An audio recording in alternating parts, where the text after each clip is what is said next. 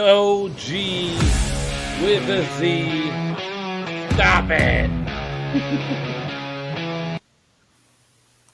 Stupid song.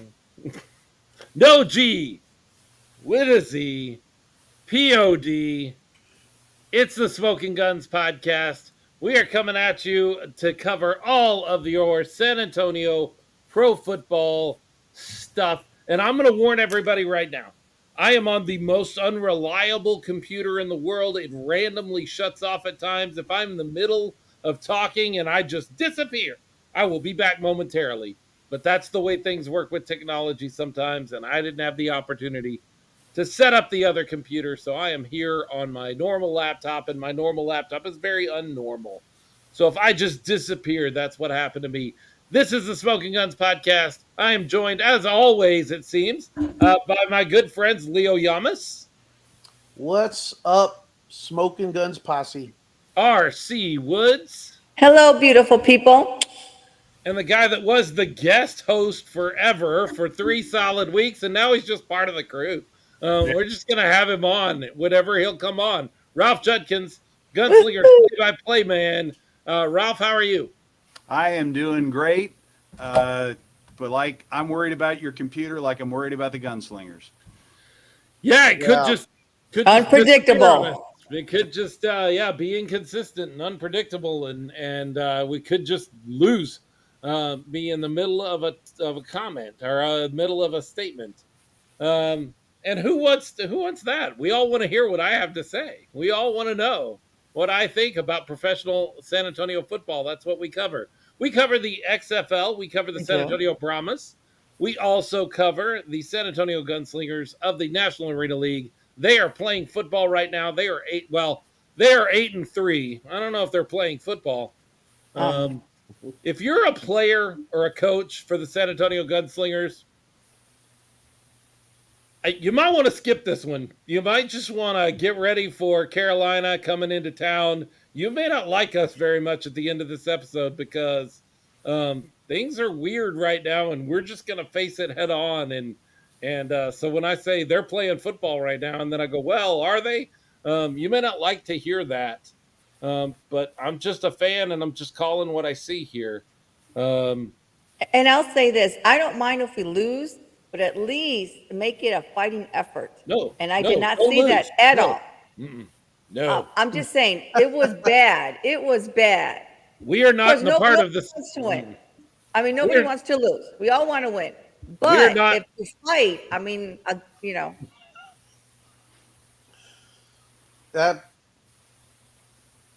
think, did we lose Philip? That may have been our first laptop drop. Yeah. Oh, no. Yeah. False start. I think Ralph was about to call it, right? Give him a flag. We have a yellow flag we can throw at him? Yeah. So knowing where he was going, the losses are unacceptable, even with the fight at this point, because there's so much on the line. But to your point, RC, did we see fight to the end from everybody on this team? I mean, maybe there was a spark here and there, but not consistent. And I think that's what we already touched upon. They're not consistent. They're not following through. I would agree with you, RC and Leo, that we may question some of the fight, but do not question it from the coaches. They were trying to find a way. But being down, we'll cover. There were 2 critical series that set the tone, and everything else followed from that. Because when I'm learning, the more I call these games, the more I'm around this sport, there are very, very subtle things that are present. Leading or trailing, lead or trail, as it's called, is huge because it determines how and what you're able to do. It's a lot like baseball. The team ahead, different from this game, can take any chances they want to. A team that's behind has to be super conservative. And Phil is alive and moving.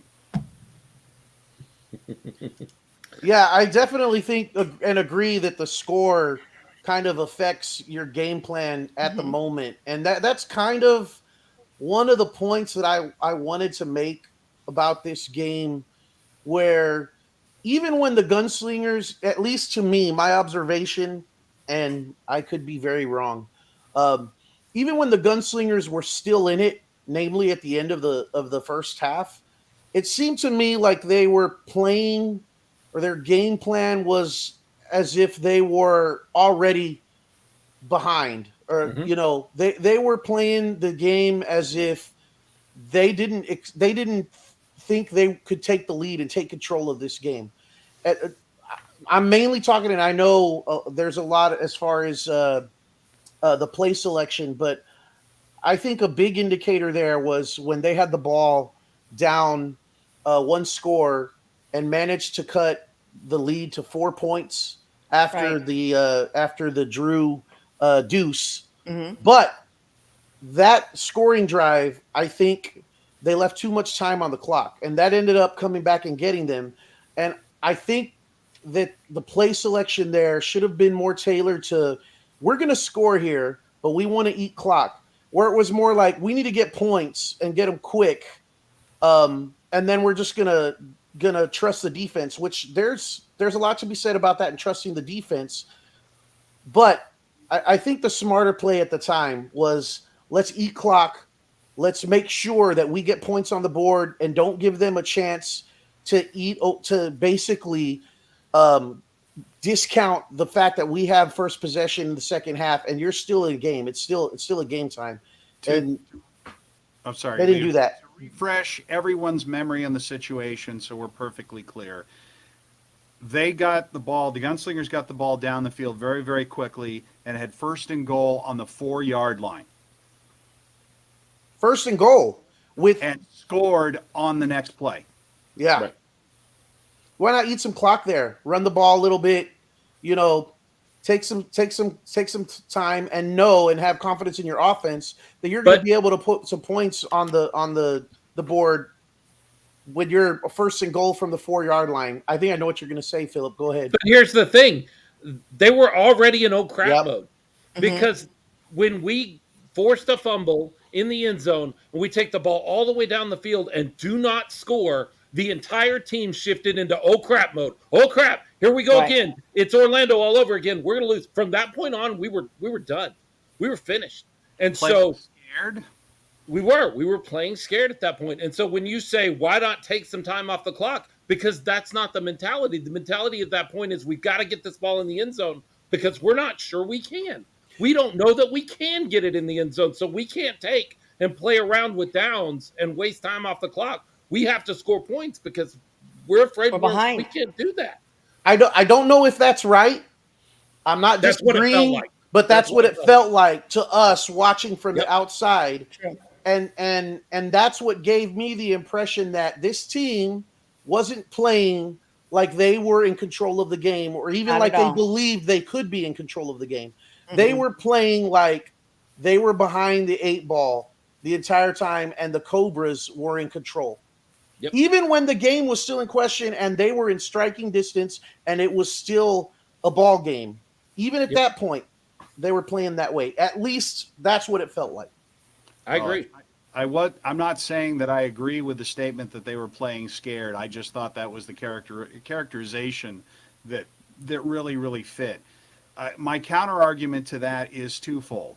One, you're going to tell a bunch of players that are fired up on high energy that they need to slow walk something into the end zone when the opportunity is right there. Barnett was open. Wait, time out. Okay. Wait, time out, Ralph. We have applauded all year long when the Gunslingers, and specifically when Coach Fred Shaw has used the clock well and has dominated, has run their game on the other team. And we have applauded them and said, that's how you play the game. So it is only fair when they don't do that we turn around and go, wait a second, this didn't look good. This wasn't the way that you do this. You say, what are you going to do? Tell a bunch of guys that are feeling the energy to slow down? Yes, Yes, because you need 2 scores in a row to catch back up to where you need to be. So, yes, you need to burn some time off the clock or make them use their timeouts, not give them the opportunity with 57 seconds left in the first half to go down and nullify the touchdown that you just scored. Am I going to say that? Yes, that's how you play the game because we gave you props for it earlier in the season when you did it that way. And now you're saying, wow, they were worked up. No, they showed us before. They know how this works. So yes, I am going to say slow down and take your time and do not give the ball back to the other team with 57 seconds and the chance to nullify everything you just worked for this touchdown. Yeah, I am going to say that, Ralph. Two things. One, I'm going to backtrack just a little bit because I'm not sure who used the word scared. I don't want to say that they played scared. I will say what I said was that they played like they didn't believe they were in control. Right. There's a difference. I'd agree with that. So I wouldn't say scared. I don't think they're ever scared. I just think they were playing like they didn't believe they were in control of the game or that they could take control of the game. Second thing, I 100% agree with that mentality, Philip, that you're talking about and understanding the situation for a couple of reasons. One, you're playing on the road. And two, you're playing a game that we've already determined over the last couple of weeks. If you go down 3 scores, you're done. You're done in this game. Once you go down 3 scores, you're done because it takes a historical type comeback to come back and take that win. So in this situation, you already had your one takeaway and you blew it, right, of the first half.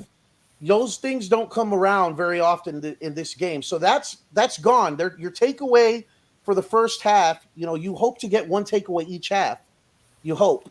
And if you get more, then you're on a roll. But you had that first takeaway and you blew it. So now you have to play conservative and play smart in the sense that we really have to make sure that once the second half starts, our first possession, we're able to take the lead with that possession. And they didn't do that. And didn't happen. But here's not in control of the game. Here's the problem. We're looking at each game in a vacuum. We've done that all season long where we're like, yeah, they lost to Jacksonville and that stinks, but Arvell had a rough time, turned over the ball a couple of times, and then we've looked at the Orlando game and we go, well, Orlando has a lot to play for and maybe we don't. And, I don't know, something weird happened and it is what it is. And now we look at Carolina and we're again dissecting that in a vacuum. Wait a minute. Step back and look at the whole season. I hate to use this word. And if I tick you off, coaches and players, maybe that's a good thing. Regression is what I see. I see a team that started out playing really good football and slowly throughout the season, as you look across the season, has regressed. Ralph is going to make a point here in a second, and I don't want to steal his thunder, of are we getting worse or maybe the rest of the league is getting better? Ralph, is that what you were going to say? Is that what you were going to? Okay. No, the point I was going to make is this. Coach Fred Shaw and I have one thing in common. We have a set of 2 eyes. That's it. Because what I see on the field is not what he sees. I do not have his experience. I cannot say why that happened. I cannot say why we went for 2 immediately after that score.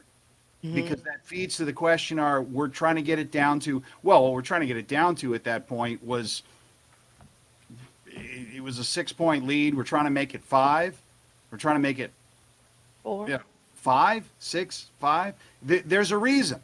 I don't know what it was, but there was a reason. And you can't count on the deuce happening, but okay, there it was. If we'd made the 2-point conversion, it'd have been a 2-point game at that point. So maybe with the deuce added on, it was a 5, then went, or what am I saying? It was a 4 and then down to a 2. Well, I'll agree with Philip. This team that we saw on Saturday does not appear to be the same team that we saw in the beginning of the season. Something has happened. Something has changed. They're not gelling. Their timing is off. So let me speak to that. in my opinion. Have they regressed? Maybe a little bit. I don't know. I will say this: it could be. What about this? Other teams have gotten better, and That's Michael true. Wayne Davis made a point earlier in the comments that we kind of skipped over a few minutes ago. But he was wondering how many people are playing now, right, for Jacksonville, Orlando, and Carolina that weren't with the team at the beginning of the season. So they Good have point. made moves to improve themselves, while the Gunslingers have erred more on the side of continuity with their players, which we have applauded them for up to this point. We're not saying they're wrong. I'm not saying that's the reason. I'm saying what I'm saying is this team, the way it's built and the way it was successful at the beginning of the season was by keeping games close and grinding out the win at the end. And that's why we had all those close games. True. And people are saying, "Oh, well, they only won by 1, they only won by 2," and discounting the wins. But it takes a lot of guts and grinding out to grind those wins. It takes a lot of toughness. But you can be built for that style of game, but not built for coming back when you're down multiple scores and you're giving up 60 something points and only scoring 30, 40 points a game and not able to make key stops because you're falling behind. So have they regressed? Are the other teams just better where they're not in the position to keep the games close and pull out the wins at the end anymore? It might be the same Gunslingers team from the very beginning. It's just that they're not in the situations, they're not putting themselves in the situations they were at the beginning of the season, particularly on defense. I Because think that's a good the last point. couple of games, they've been scored on almost at will. Every possession. Very few stops. 9 out of 11 possessions scored on. The one fumble was one of the 11, and kneeling out the game was the other one for Carolina. 9 out of 11 possessions. We were 6 for 11. That's the difference. Look, defensively, I am so frustrated with seeing wide open receivers in the middle of the field against the Gunslingers. Big time. I don't know. I don't know the answer. I'm like Ralph. I'm not a coach. I don't know how to fix it. That's not my job. I'm just a fan and I get to complain about things with my opinion. And so it is what it is. But I am so tired of seeing wide open receivers in the 10 yards. I don't know if that's the defensive strategy is, hey, just keep everything in front of you. If you keep it in front of you, it'll be fine. We can shut them down. I'll tell you, I don't see that working because if they get 4, 5, 6 yards on every play, they're going to just march down the field and Hmm. score on you every time, which seems to be what's happening. We're not giving up big plays. I don't see a lot of big plays, home run plays that we're giving up. We give up some. Everybody's going to give up some in arena football. That's going to happen. But we're getting beat on this, death by 1,000 cuts sort of way that they're doing things, and we're not stopping people because we're letting them have the center of the field that 10 or 15 yards after the line of scrimmage. We're just like, sure, complete a pass there. That's fine. I don't see us challenging receivers in that area. And I don't know what that is, but I'm really, really getting frustrated with seeing wide open guys getting the ball in the middle of our defense. It feels wrong. It feels like that's not how it should work. And then also with the Cobras, number 88, there was like 3 passes that he dropped. I was calling him Butterfinger. Had those connected, that score would have been even higher. Yeah, that was Lance Evans. He Yep. did have one touchdown, but the guy that was on fire was where is it? Yeah, Naquan Murray. Yeah. Murray finished the game with 4 touchdowns.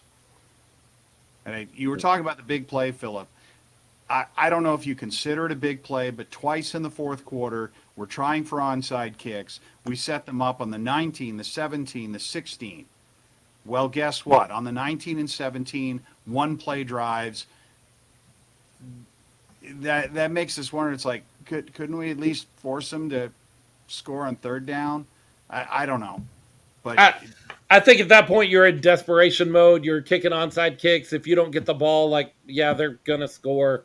It doesn't matter to me if they score on the first play or the third play or the fifth play. Like they're that close. You've given them that's the issue with onside kicks in this particular league is if you don't recover it, you have basically given them a touchdown.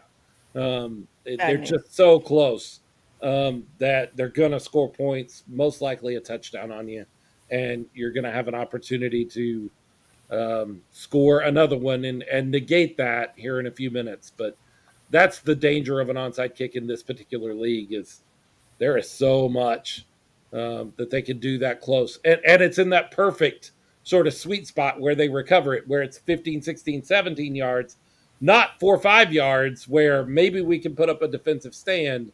It is in that sweet spot of the defense is spread out.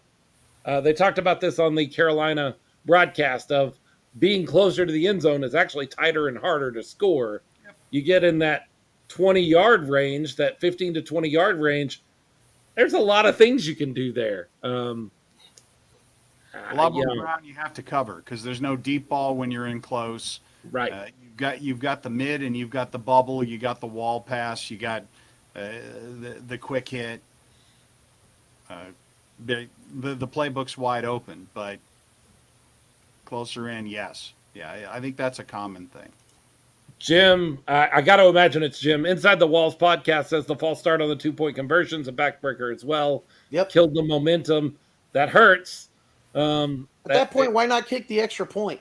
Even the broadcast team said, "Oh well, now it's a no-brainer. You kick the extra point."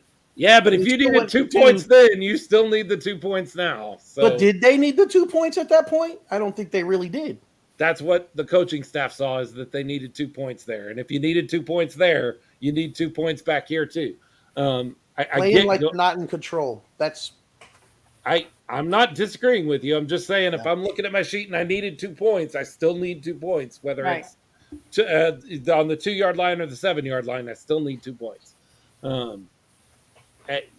Kevin Lewis, which, by the way, great to see you, sir. It's been a while, it feels like, since we've heard from you, says the saying is winning cures everything. Winning also hides a lot. This season, we've been getting beaten badly on defense. We were just able to pull those games out. And then he also comes back and says strategy is out the window when you can't stop a nosebleed. That's the Tyson quote. Everyone's got a plan until they get hit in the face. That's true. And that's true. We have a plan, and then are we reacting? Yeah, look, a lot of doom and gloom, and that's fair. They've lost 2 in a row. That hasn't happened all season. Things are looking grim. Understand that all of this can turn around. Yeah. They can play Carolina on Saturday, a game we're going to talk a lot about and we're very excited for. Mm-hmm. And they can run Carolina into the ground, invite them back the very next week into the Freeman and do it again. And then they go to Jacksonville, which, by the way, that's the thing that I feel like has gotten lost in all this. Losing this game last Saturday means that the championship game is going to happen in Jacksonville. It just is. That is not coming to San Antonio unless Orlando beats Jacksonville somehow and we beat Carolina. That would be the only way the championship game will be played in San Antonio. And if you have not been paying attention to Jacksonville and Orlando, it is one-sided. It's sad. It's one-sided. It's like David and Goliath, but not the good story. The way the story was supposed to go is what it's been lately. Yeah. Also, I think it's West Texas actually, it's what Jim is saying, West Texas, but they still have a game against Orlando, don't they? Yeah. No, they've played their 2 against Orlando. They have to play West Texas and Carolina. Oh, Carolina. Okay. But even if they lose one of those 2 games, they're not going to lose them both. And even if they lose one of those 2 games, the championship game still has to happen there. And they will play Orlando, the 4 seed. That's what I'm meaning. Orlando, the 4 seed in the playoffs. And if Orlando were to happen to in the playoffs beat them, and San Antonio won their game, then that game would be here. The championship game between Orlando and San Antonio would be here. but that's not going to happen. There's a I lot of don't ifs see that there. Probably happening. not. No. There's a lot of ifs. So Yeah. The teams that are playing right now, the teams that still exist, no team has lost a home playoff game. They're 8-0. no. So that's everyone's saying it's so important. It's so important. Why 8-0? Right. History of the league. I'm getting old. They need to remind me every single time. I got to go back and find it here real quick because I asked this question this morning and Jim had to tell me, so I didn't have to look it up, and now I've forgotten. Well, while you look that up, I'll blame the Heat. 13-2 in the Yep. history of. That's the record according to what Jim showed me. That's how important home field is. Yes. And we all know that. There's Jim with the two upsets. Very, very important. Yes, and to piggyback off of what Philip was just saying a little while ago, we're not trying to be doom and gloom. We're making our observations of how this game went. We're disappointed in the outcome of the game, obviously. Most We definitely. are gunslinger fans, so we love our gunslingers. We love Coach Shaw. We love the entire organization. But also, let's not take away credit from a very good Carolina team. We were playing on the road, and the Gunslingers were missing a very, very important piece of their puzzle in Kali Rashad, who was not available for the game because of an injury and didn't make the trip. Maybe he changes some things. Maybe he changes the offensive game plan, and things could have been a little different. But the way things ended up, it was an ugly, especially second half. They were still in the game up until the end of that first half. And then, in my opinion, started playing, as I said, like they didn't believe they could take control of that game. Right. Right. Well, and what's great, if there's anything great about this, what's great about this loss is that you have the chance to come back the very next week against the exact same opponent in your home stadium and just hammer them. And so everybody out there that's like, see, this is what I've been saying, and I've seen it. And you can't even respond at this point as a Gunslinger fan because the way things look right now, they're right. But people on social media that say, see, I've been telling you all week long, the Gunslingers are overrated. You can shut all those people up this week. Like you can shut them all up on Saturday by just hammering Carolina. Worse than they hammered you, but just going in and just absolutely wiping the floor with Carolina and saying, hey, you may have thought we were done and fairly, but we're still here. Like you can do all of that. You go They out need to do Oh, all yeah, that. we need to. It's a must. You go out and lose this game against Carolina, and then you have to go to Carolina in this first playoff game. It's going to be a tough road to win in Carolina. You just saw how that went this week. Right. You're going to go out to Carolina. You're in danger of this season that started off so beautifully and so well, ending with a big whimper. If you lose this game this week, I don't want to call it playoff football because you don't go home. You've still got another game no matter what happens. But this is as close to a must-win game as you can have. This is playoff mentality because you don't want to go back to Greensboro. No, you want them to come back here, and that's what you're playing for ultimately is where that game is going to be played. You win, you keep it here. You lose, you go to Greensboro in 2 weeks. You need to make a statement to the Carolina Cobras. You need to make a statement to the rest of the league with a win at home here. And you need to make a statement to yourselves to look in the mirror. And you need to make a statement to yourselves because you don't want to go into these playoffs on a 3-game losing streak, limping in. Nobody wants to do that. I mean, that's worst possible scenario. Nope. Funny you should use the words "look in the mirror." What I submitted for a press release ended with a quote from Coach Shaw, and the quote was, "We each have to look ourselves in the mirror and ask, what did I do wrong?" And that the team's very aware. The team is extremely aware of how important this is. It really is, gut check time. Who the heck are we? First 3 games of the year, it was like, okay, we're going to find out, are we as good as we think we are? And now, coming down to this next game, are we as good as we thought we were all along? Because losing this game puts us on the wrong side of history with regard to that 8-0 and 13-2. And they know it. Hmm? Yeah. I mean, look, we're starting to look like Carolina, and I don't mean Carolina this year. We're starting to look like Carolina last year. If you remember correctly, Carolina last year absolutely blew away the league for the first half of the season. And then some things happened. One of those being Jonathan Bain got injured, but that wasn't as big a piece, it felt like to me, as everything else. Carolina, even before Bain got injured, were starting to falter. And by the end of the season, they weren't a championship team. They didn't look like a championship team. And they they won a playoff game, if I remember correctly. They went into the championship game, but Albany was there and kind of made them look silly, if you ask me. Based on, I kind of think we need to credit Jim Renier as a producer on this podcast because he's throwing the numbers up there of the record. It was in fact a 5-0 start, and they finished 9-5. Yep. Carolina did. They also played 2 more games because they were trying to honor the games that weren't played the COVID year to their fan base, and so they played without a bye.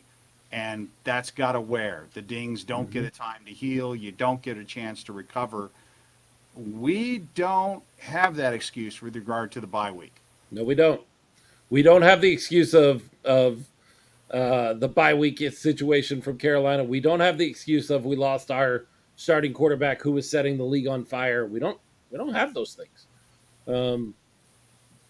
But this is starting to feel like that same sort of thing, you know?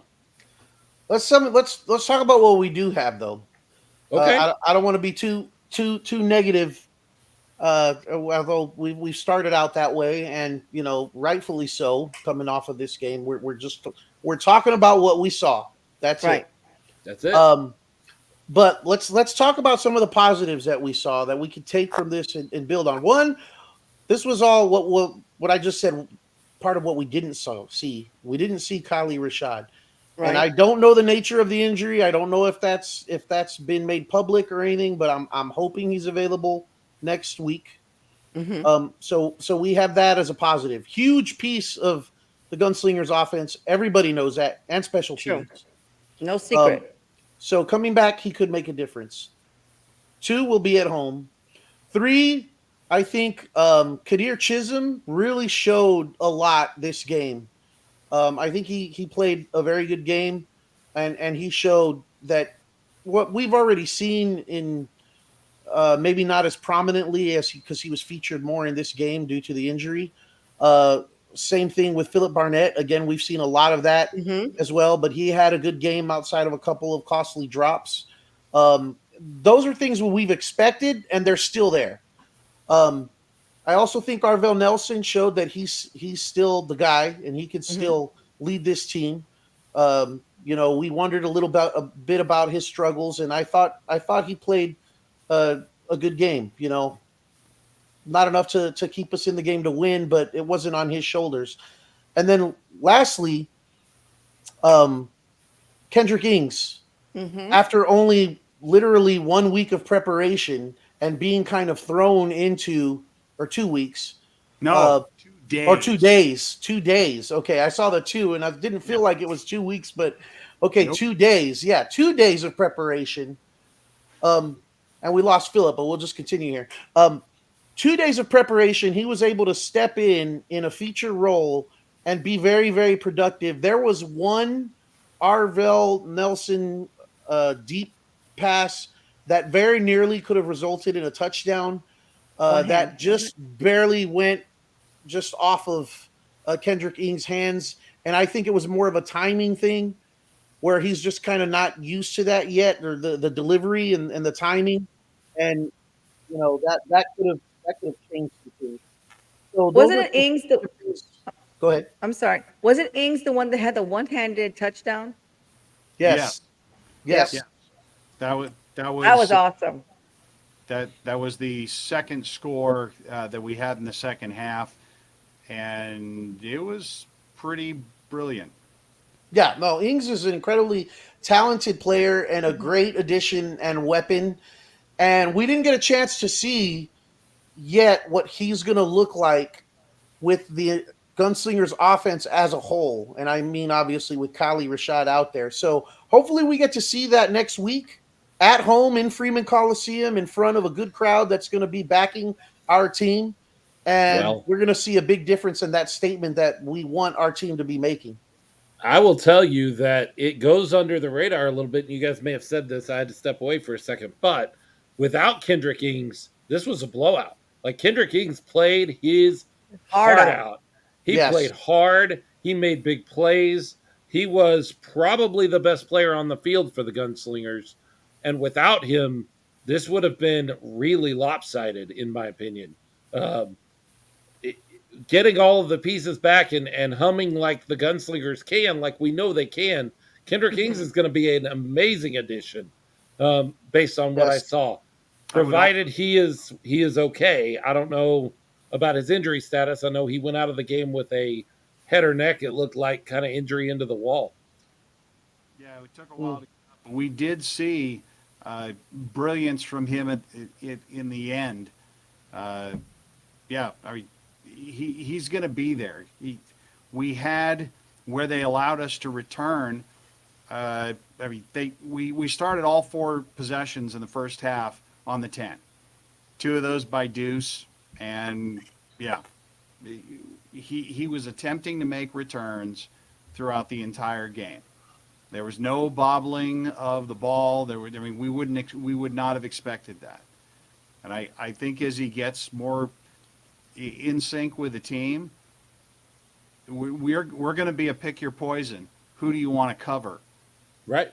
Rashad, Ings, Barnett, Chisholm. And those are just the first names that came to mind because there's more. Right. Robinson, I mean, You definitely have some weapons. Yes. This offense is capable of scoring a lot of points.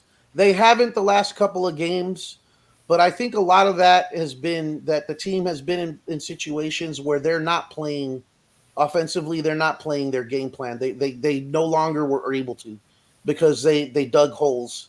So the play calling, everything changed. It's the defense has to get the stops when they're supposed to. And I don't want to make excuses for the team, but I know it's mentioned before, the temperature, the heat here in San Antonio. I know that it was like 110, 100 when they're practicing. Do you think endurance is affecting them at all?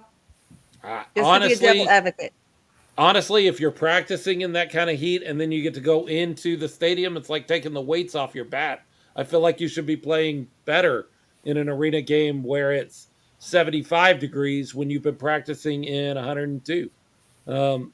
I feel like you go, wow, this is easy all of a sudden. I can breathe and I'm not, having to drink a gallon of Gatorade every quarter. I just kind of feel like that's taking the weights off the bat at that point. If that's where I could be wrong. I was just Leo. thinking, like, let's say, for example, with the Heat, instead of doing like 10 plays, now you're only doing 5 or 7. Is that affecting them? That's all I was saying. But you never know. Like I said, I don't want to make excuses for them, but I do know the Heat is a factor here in Texas compared to maybe other parts of the country where it's not so hot. Well, you guys have played football. I haven't, so I don't know. I would be like, I'm out. That's just me. Alfred Rodriguez brings up a great point. By the way, Alfred Rodriguez is a brand new Patreon member, patron of this show. He says, working out in the heat used to work for the Cowboys back in the days, especially in the 90s. I think that there is no, I don't think it's a coincidence at all that they used to work out in Wichita Falls in the heat and they won Super Bowls. They went to Oxnard, California, and inside the Alamo Dome in San Antonio, and they always fall apart late in the season. I don't think that's a coincidence. Like, okay, I think Phillip, that those are connected on some level. When you work out in that kind of heat, you just have a different sort of toughness. It's true. And we should have that. Okay. I'm also interested in Alfred Rodriguez's previous comment, if you can bring that one up. Yep. where he says maybe losing the bullseye on our backs as being the number one seed might do some good for the team. Should take the weight off the guy's shoulders if there was any. Now, I have a question regarding that. Is that the case? Could it be that maybe they've went from one extreme in the eyes of the other teams in the league? If they went from one extreme where they had the target on their back because they were the team to beat, where now they've gone the opposite end of the spectrum, but they still have the target on their back because now it's like the other teams are going for the jugular, and it's a little bit of revenge for what the Gunslingers did to them earlier in the season, and they see a team that's limping, not 100%, and they want to come in and make a statement because of previous games. I don't want to go full on pastor on you, Mm-hmm. but I'm going to tell you a story about a guy named Samson. And Samson used to beat the heck out of Philistines every chance he got, and he had a target on his back. And finally, he got caught because he was stupid, and he got chained up, locked up, and the Philistines had him as a prisoner. He was able, one last time, to bring down the entire dome with the Philistines in it because they brought him out because they wanted to show off how they had Samson and beat him up and whip him in front of the whole crowd.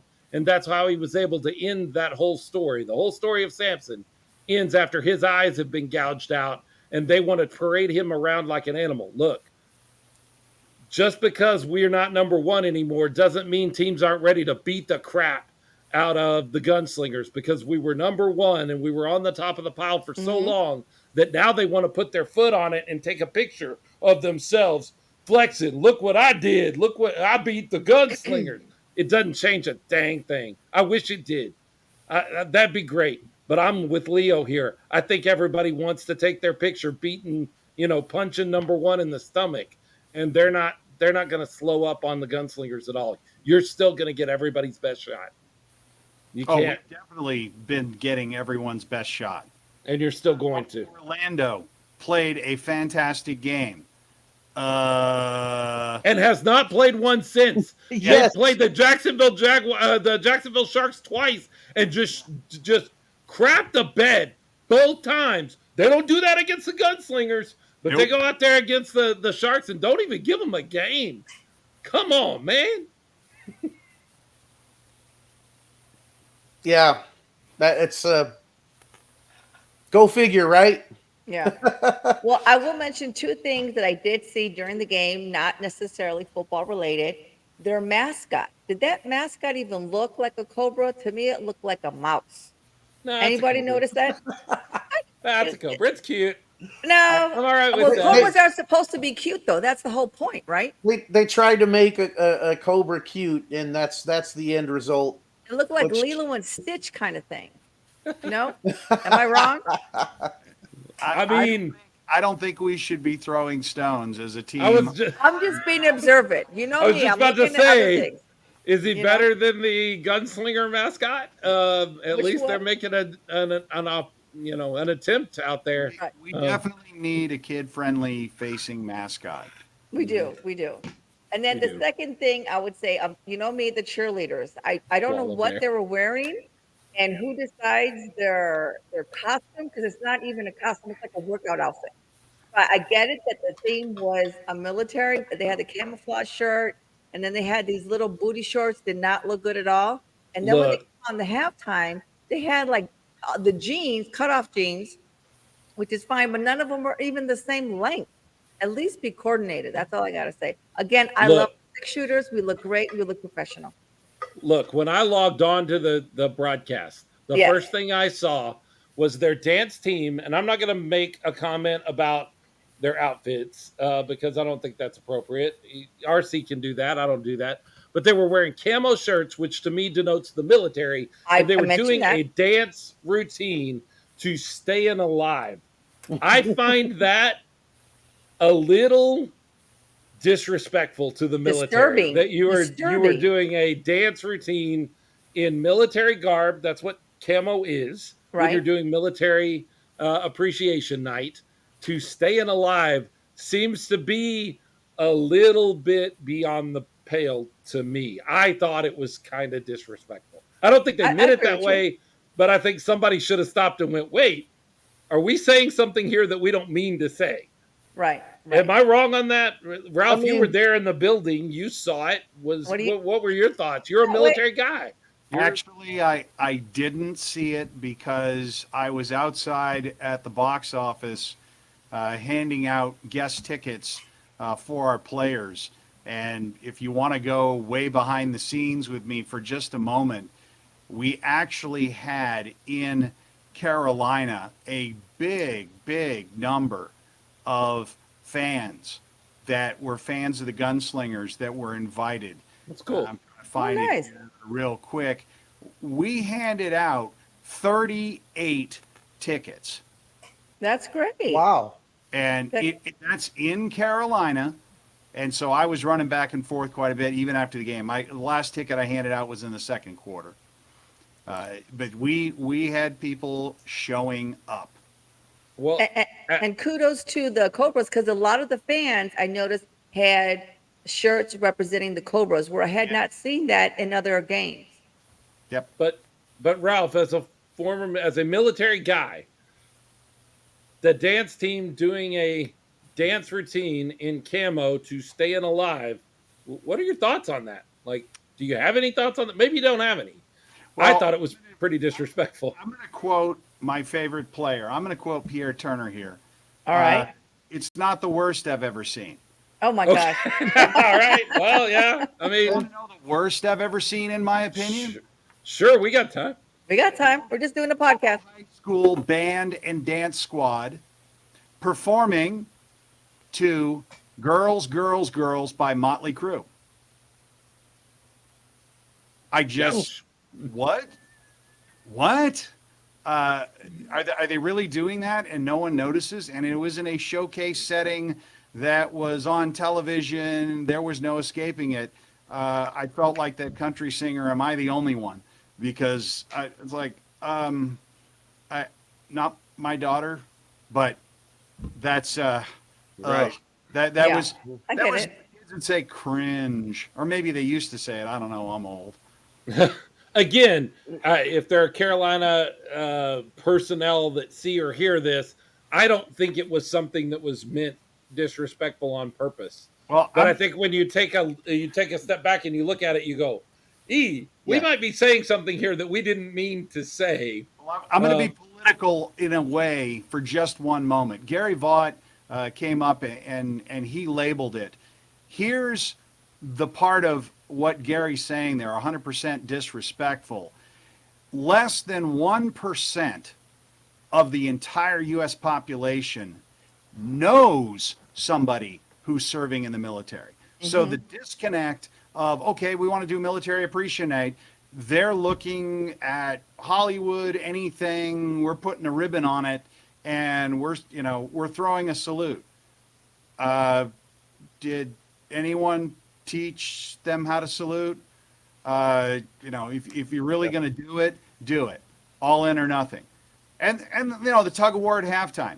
That was cool. You had Sure. Yeah. That was interesting. That was That different. was fine. But the service members were out there performing and pulling for your entertainment, ladies and gentlemen. Right. Yeah, look, it's a great song.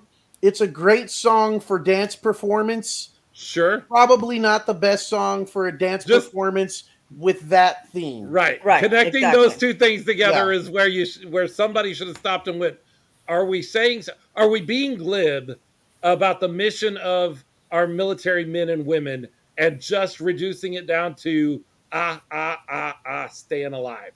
And that is glib and that is disrespectful to me. And I don't think they thought of that beforehand. No, I don't think so. Probably should have.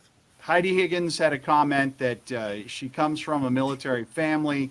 Reality is, most of the people who are joining the military come from basically what you could say the American warrior caste. My father did, my grandfather did, all the way back. It's just what we do, we serve. Right. And that's one of my commanders used to call it, you have the patriot gene. That you would consider this, that you would take the oath, that you would write a blank check to your country up to the value of your entire life. I'm not trying to get political here, and Right. we're getting kind of sidetracked. Philip, you preached. I'm going to preach on that subject. And Absolutely. I'm going to preach. Just watch what you're wearing, people. I mean, I just love You our know, 6 shooters. I just love them. I do. You turn You can this all see a back around difference. and you say the Gunslingers organization, both with our 6 shooters and with our military themed appreciation nights, they hit the right tone all the way around so often. It is nice to watch these other faux pas, Mhm. mistakes that are made in other places, and go, wow. I'm glad that we're on top of things and that we do things just We do it better. right. We do it right We and do it better. right. My suggestion there would have been, if you want to be kind of sexy, put them all in military caps, military ball caps, the brown or green T-shirt, and slightly baggy. Hey, that's what fatigue pants are. They did it with parachute pants in the 80s. Sure. You can do dance routines to that, and I think girls in hats are always cute. That's why I like our 6-shooters. So going into the next game on the football field, Ralph, what do you think we need to do? What has to happen to make sure that this doesn't happen again, that we don't have a repeat? We have the same 2 teams. How do we make sure it's not a repeat of what we just saw? Well, we're talking about a theme of inconsistency. So the flip side of that is be consistent. And Arvell Nelson, in the quote that I had, basically said a lot of what we need to do is we need to look at film, we need to see where the mistakes are, and it is on us to fix it. And not later, not at some point. The time is now. Right. Yep. While there may be a tomorrow, it's not a tomorrow you want to face. It's now. It's this week. Yes, Kevin Lewis, I absolutely agree. They need to come out angry. They need to take no crap from anyone on any side. We're at home. You've got the crowd behind you. You've got that energy on tap. Go out there and stick them. Go out there and show that fire. But execute, execute, execute. We can. We need to. And the time is now. We need There's some no nasty. tomorrow. What do you think, Leo? I 100% agree. They need to play angry. They need to make a statement. They need to do all of those things. They need to play like they're in control of the game. Even when they're down, they always had this sense at the beginning of the season, even when they Yes. were down, that they had this calmness to them, that it was like, okay, we're still in control. It's okay, we're down, but we're gonna fix this. We're gonna write this. You don't see that sense. You don't see that in the Gunslingers anymore. Watching this game, they don't have that sense of control, and they need to get that back. And I 100% agree with Arvell Nelson's sentiment that Ralph is relaying to us. And I'm very, I'm not surprised at all that he has this sentiment, because there is no tomorrow. Yes, this is not a playoff game, but like we said earlier, you can't go into the playoffs on a 3-game loss. Right. That's just going to destroy your confidence, and it's gonna increase the confidence of whoever you might be playing in the first round, and it might have implications on where you're playing as well. If you lose this game, you go into the playoffs and go into Carolina, have to go back to Greensboro on 3 straight losses. I can't imagine that you win that playoff game. I just Right. can't. Right. It may not be a playoff game, but you have to act like it is a playoff game this Saturday. You have to give it 110%. And not only the players, the fans too. We have to back them up. We have to show up. Absolutely. Yes, And we do. look, they can't make it any easier for you. Tickets are available. Price is great. And they're going to have a lot of fun with Superhero Night. And they're going to make tickets available to all first responders for free. Like, they can't make this any easier to get you and your family and your friends into the building. They've done everything they can do. It's going to be a great afternoon. Game is at 3:00. Just No excuse. get there. There's no excuse. You can do your part. I'm excited about one more game in the Yeah. Freeman Coliseum. It's the only one we're guaranteed at this point, because if they lose this one, then there won't be another game in Freeman Coliseum for the rest of the season. Well, it's going to be fun. There's going to be some events going on outside. If you've been to the Freeman, you know the main entrance where the Cowboy is. There is a section that's fenced off. Apparently, that section is going to be opened up, and the gunslingers will be having some kind of a festival thing. First responders night, show up with your ID. If you are a first responder, if you know a first responder, all they have to do is walk up and show their ID as a first responder. I have reached out to the union for both the San Antonio Police Department and the firefighters to let them know. I'm not going to count on that getting to everybody. If you know an EMT, I can't find a way to get a hold of all the EMTs. Talk to your EMT brothers and sisters if you know them, if you're in the sound of our voice. We want you there. We want to see you. We're not going to embarrass you, but we want you there. And it is superheroes theme night. Am I getting ahead, Philip? No, go ahead. Go for it. No, keep going. Well, we obviously view our day-to-day heroes as heroes. Our players, our action heroes, they all have jobs. To do what they do, they give up so much. They have to manage the entire rest of their life around and get support from this. And they go out there, they go from guy in the street working a job as a dispatcher, coordinator for education, IT, support, air conditioning, truck driver, warehouse guy, because it's hard to get jobs when you can only work, 8 months out of the year? Mm-hmm. It's hard to make big bucks like that. That's what these guys give up to play the game. San Antonio, please come out and support. Please. It's not about paid tickets at this point. This is the last guaranteed home game. Tell your friends, tell your neighbors, come on out. You will not regret it because it will be fun. This will be a blast. And I know I have a new background. I don't know if anyone has noticed. And I've kind of covered it up because it's supposed to say the gunslingers. However, the person who made the board didn't really follow my directions, so he's going to correct it. And so I'm asking everyone who is part of the gunslingers, I posted it today, to get a cape and a mask, blue or red, it doesn't matter. And at halftime, we're going to take a picture, and it's going to look a little different. I'm going to add some little diamonds and things like that to this poster behind me. But we're definitely going to take a group picture at halftime, all of the San Antonio gunslingers. So bring your cape and bring your mask, because all of us, we are heroes to somebody. Absolutely. It's going to be a good time. The doom and gloom of we may not have another game this season. Like, forget about that. Like, let's come out and have a good time. I know these have already been put out by the team, but we haven't got a real clear picture of the fan jerseys that are available. I've got them. If anybody wants to see them, we can go through all 4 of them. You can tell me which one you're going to buy, Leo. I'm sorry, which one? Which one? What are you talking about? One. These guys are killing me, man. It's not going to be just one.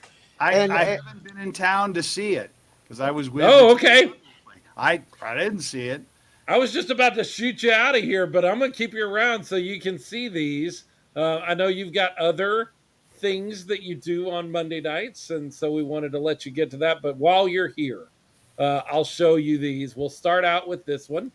This is your friendly neighborhood Spider-Man. Yep. There you go. Web slingers, love it. Your web slingers, your friendly neighborhood Spider-Man. And Spider-Man was great. But what I always loved about Spider-Man was not so much Spider-Man, but Venom. And so they have a Venom alternate jersey as well. Yep, I'm getting that one. Big fan of the black and white Venom. And then if Spider-Man's not your thing, but you love the Marvel sort of superheroes, they also have the Hulk. Love it.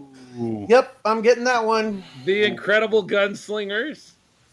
Look at that. It's all ripped to right through the center. You can look like you have a six-pack, even if you don't. Check that out. And then finally, there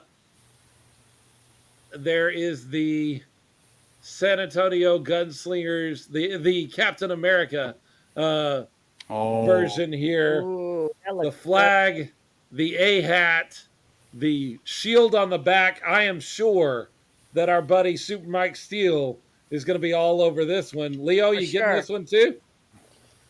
I'm not getting that one. And you want to know why? Sure.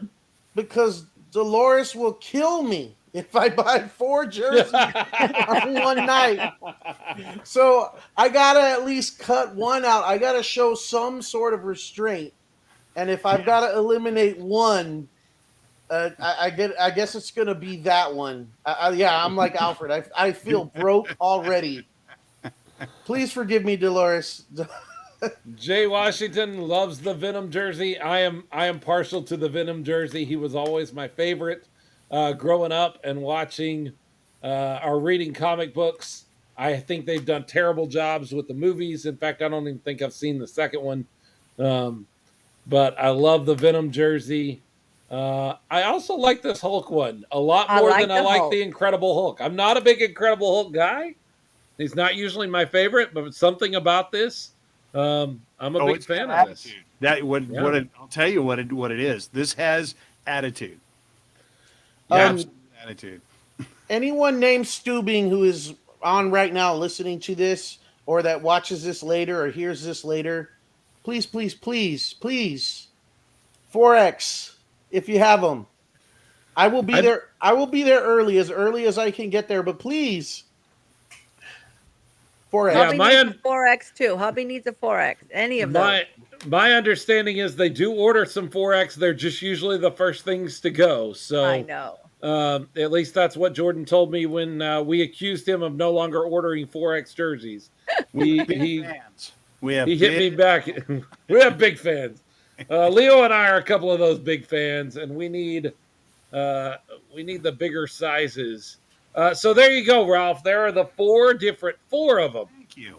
Alternate jerseys or fan jerseys that you can purchase at the game. Alfred Rodriguez says, hey, they got to start selling these online. Maybe. Like, that would be cool and all, but they want you to go to the game. They want you to be at the game. That's part of the draw.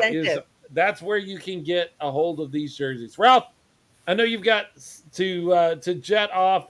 You're calling the game on Sunday or on Saturday, and you don't expect any of these Gunslingers fans to hear that call live, right? No, I don't want them to. I want them to go back and go to watch the game because, that was so exciting. That was so big. And then they can get exposed to me. No, anyone who is in the greater San Antonio area or as far away as Philip is or even beyond, be here. This is going to be a great event, and you'll be sorry if you weren't.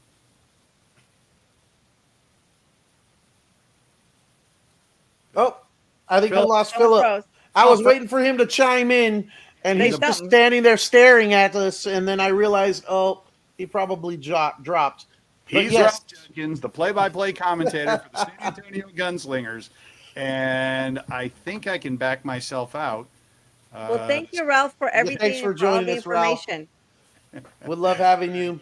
Good night. I have 3 brothers now. See you Saturday. Yes. See you Saturday. Yep. Guns up. Guns up. Yep. Be there, guys. Absolutely 100%. Freeman Coliseum is a place to be on Saturday at 3:00. As mentioned earlier, if you know any first responders, make sure you relay the message to them because the Gunslingers have been a little bit quiet as in that regard as far as getting that out. It's been there. It's out there for those of us that are following the team. We know, but we definitely need to share that. Before on the podcast. Yes, we definitely need to share that. And we need to show up and show out. We can't sit here and criticize our Gunslingers and say, well, we wish you'd have done this or wish you'd have done that or play, like you believe you could take control of the game. I've been offering my criticisms. I can't do that and then not be there showing my Right. support and doing my part, being loud and rowdy and taking part in the Gunslingers efforts to take home that last regular season win in Freeman Coliseum.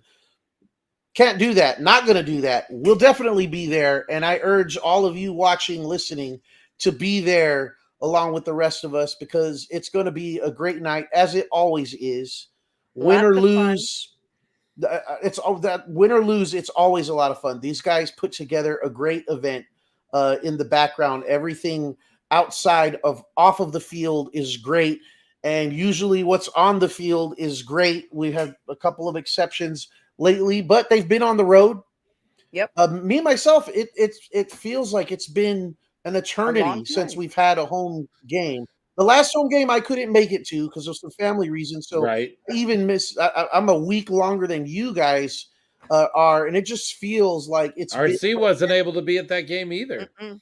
That's It was right. a hard game. Yep. It's Was been a while month? since I all wanna of say a the. month? Has it been at least 3 weeks? Was it my birthday? No, it was the. No, if your birthday, you were there. It was the West Texas game that they almost came back on that we were all able to. That's the last game we were all there for. Was Yeah. that nearly disastrous West Texas game?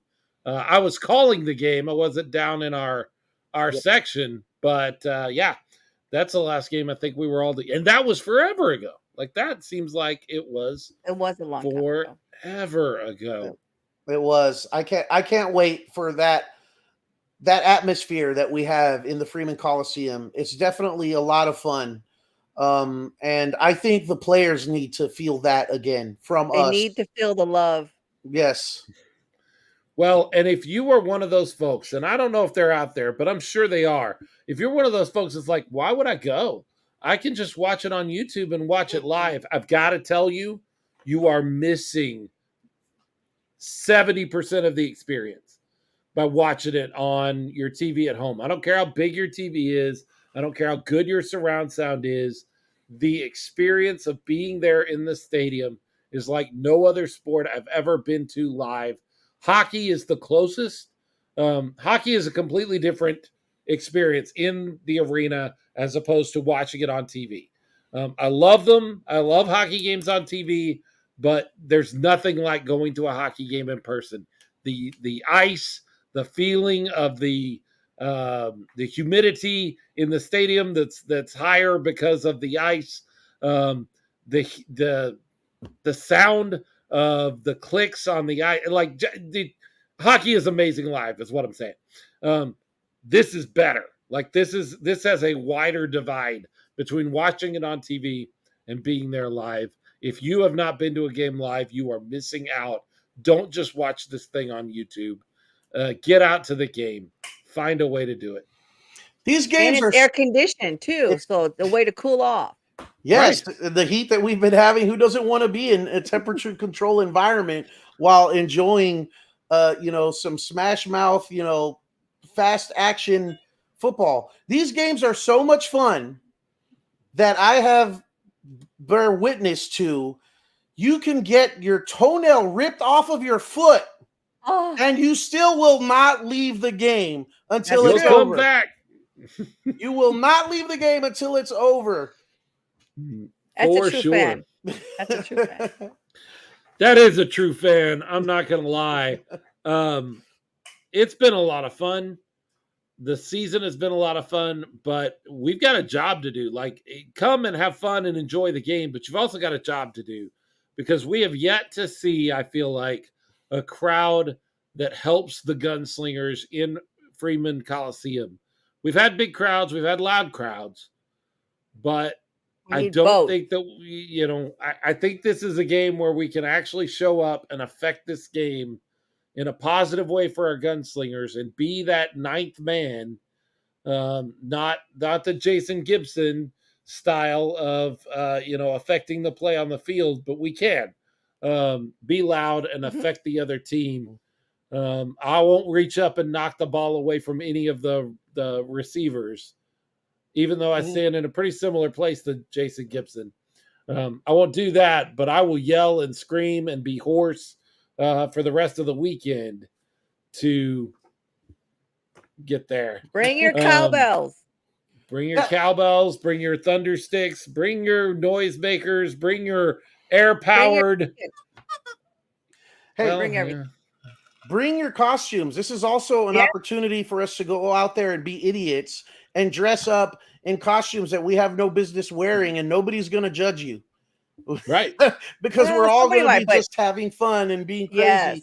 And to note on the cowbells, I have run into some people recently at work and other places that are new to Texas and have brought up the thing about the cowbells and like, oh man, those are so annoying. I can't stand that. And I don't understand how that's allowed at football. And I'm like, welcome to South Texas, baby, because where there's football, there's cowbells outside of college because they have their little, rules or whatever. But high school football, it's cowbells, and it's a Texas thing. And if it annoys you, well, too bad.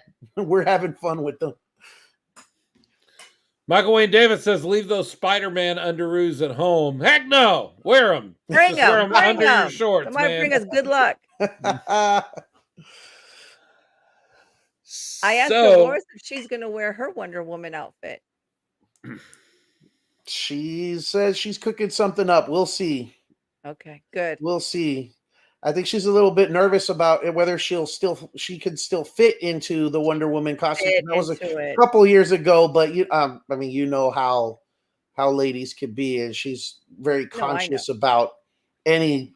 She gains half a pound and she freaks out. So she looks beautiful, whatever she wears. I agree. Hey. Before we get over to the camp, because we want to talk about the cheer camp, I want to put something out there on the NAL sort of. Y'all need to leave the gunslingers alone, NAL folks out there who always complain about the fact that we have an open end zone on one side of our field. You know what? Shut the hell up. That's what I'm going to say. Stop it. Because if you're going to let Greensboro go out there and have this odd little 1 yard area at the back of their end zone that is out of bounds and not against the wall, and you're not going to say anything about that, you need to shut up. Every arena is a little different. I don't particularly like that 1 yard at the back of the end zone that is not part of the end zone. It seems outside the spirit of the game to me. Very weird. It's all played inside the walls. Just extend it out another yard on each side. That's fine. Everybody understands that's how the field works. That's how that field works. I'd be fine with that. But they let them have that little strip, and that's fine. If that's what they prefer in Greensboro, that's okay. But y'all stop it with this whole. I see people all the time on social media. What's up with that? They got that wide open end zone. That's stupid. Yeah, shut up. If you're not going to say anything about Greensboro, then don't say anything about the Freeman. Y'all just get out of here with that. It's the Greensboro Gap. Yeah. Inexplicably, the Greensboro, and I'm saying Greensboro because that's how they pronounce it over there. I learned from the broadcast. It's not borough. They keep saying Greensboro. It's the Greensboro Gap, which, I don't understand why that's there. It bothered me too. And also, we've talked about this before on the show. Most of these guys played high school football, right? A lot of these high school fields have the track that goes around the field. Oh, yeah. They have open end zones, and past that end zone, track surface is not soft and plush. No. So people complaining about how dangerous that is. Yes, everything is dangerous. There's an element of danger to stepping outside your front door, to getting out of your bed in the morning. These guys are used to that sort of thing. The open end zone is not ideal. No, I agree. Not. I would love to see them close it off, but the whole thing about that's ridiculous. That's so Bush League, and I've seen those kind of comments. Like, forget that. If you're not going to say anything about what they do in Greensboro, then don't say anything about San Antonio. You're just looking. And another thing, I want you Gunslingers fans to do. Y'all need to start taking up for Ralph and his crew Texas Sports Productions. I see lots of people asking over and over again, what's the best broadcast crew in the NAL? And people will throw out answers. They don't ever throw out Orlando because that one sucks. But they throw out the other ones, and nobody jumps out there and says San Antonio has a great broadcast, and they do. They do a great job. They put on a great show. I've worked with those guys. They work very hard at what they do. You guys need to stick up for them. You need to take up for your gunslinger broadcast, and Ralph and Gabe and those guys, and let people know that you think that they are doing a great job, because outside Orlando, there are a lot of really great broadcasts, but I really think ours deserves a mention with all of the really good ones, the Jacksonvilles and the Greensboro, which was not terrible. I don't think it was as good as Ralph and Gabe. They were good. The one that I can't stand, I've already alluded to twice. Orlando is awful, just awful. Weren't they even drinking on air? Yeah. Oh yeah. Wow. They've been drinking on air. They do trivia questions. They talk about their favorite cartoons. They talk about their favorite. There are a couple of trivia hosts. Apparently, that's what they do to earn a little extra money. And they've got that attitude, man, of trivia hosts. I got nothing against trivia hosts. Like, that's a cool job.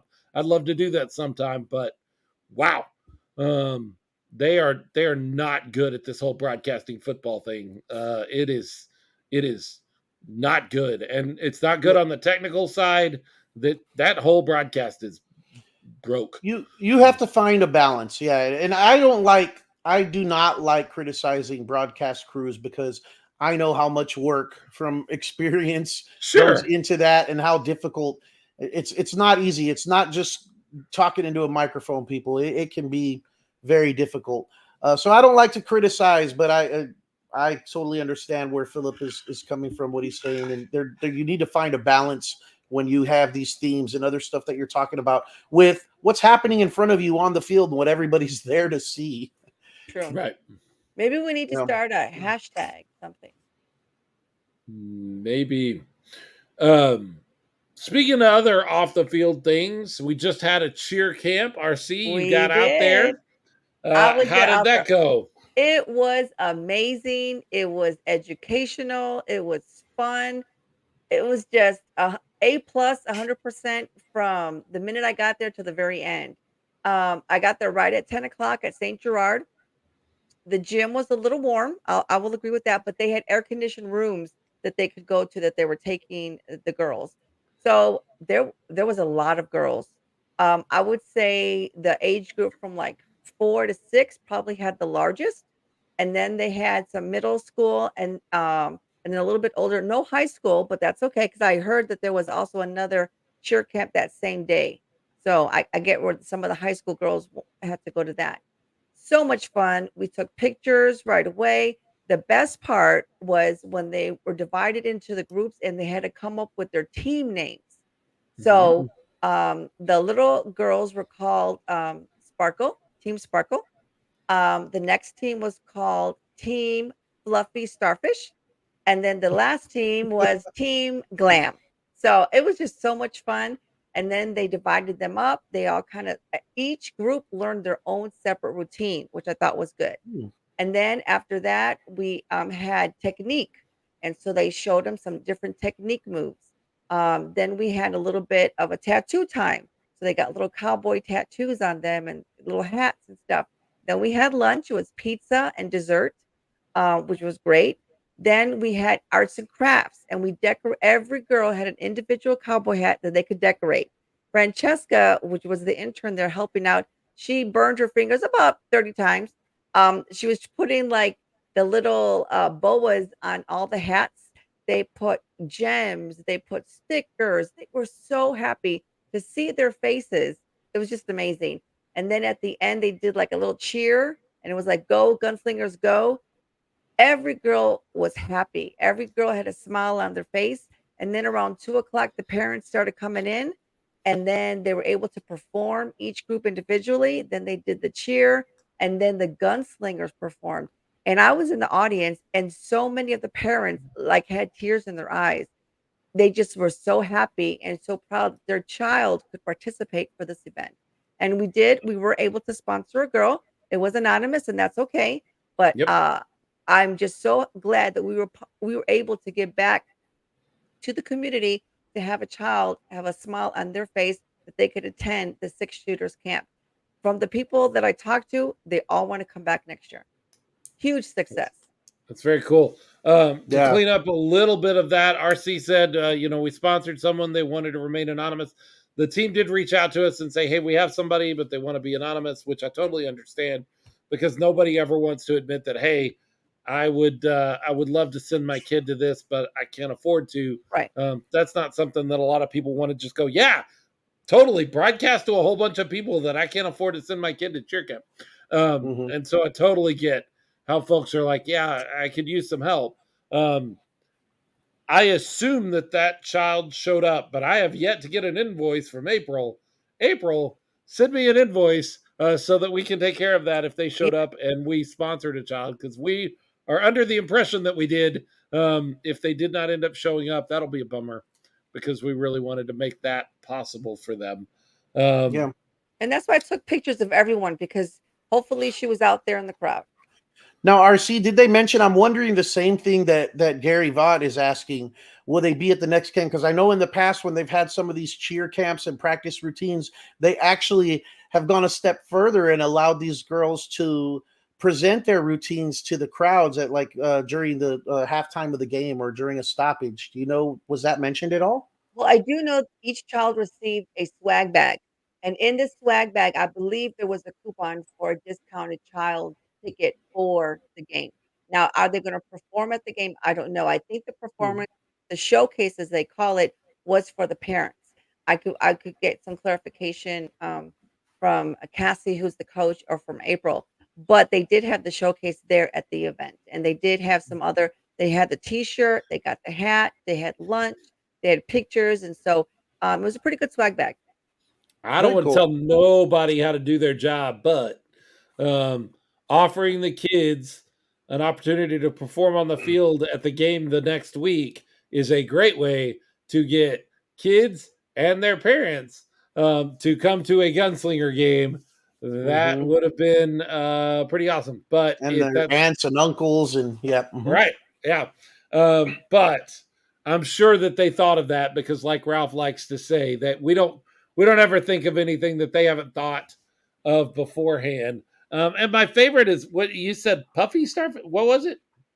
Fluffy starfish. Fluffy Starfish. That is a great team name. Like I'm Glam, and what was the other one? There were three Sparkles, of them. Team Sparkles. Sparkles. Those are good.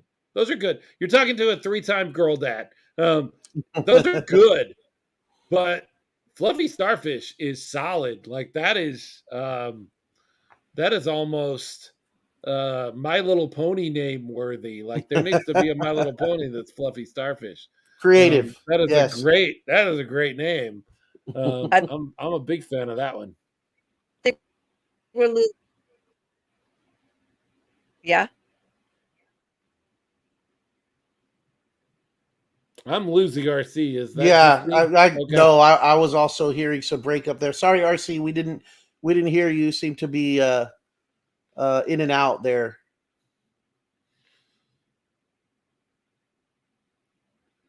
I Okay. think she's having difficulties. Yeah. We'll see if she catches up here in a few minutes.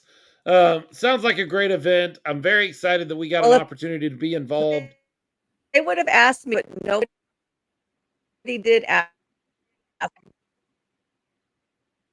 Yeah, I'm not sure what's going on there. on Uh, Team Pom Pom.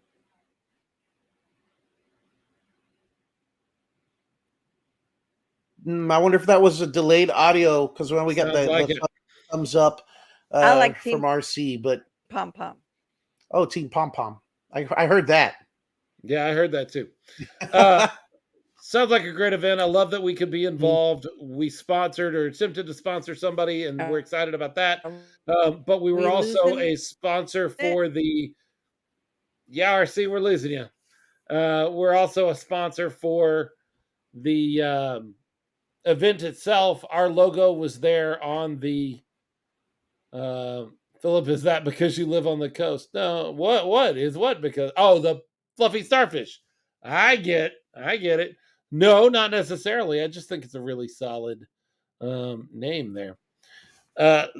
Great event. I'm very excited that we had it and had the ability to be involved.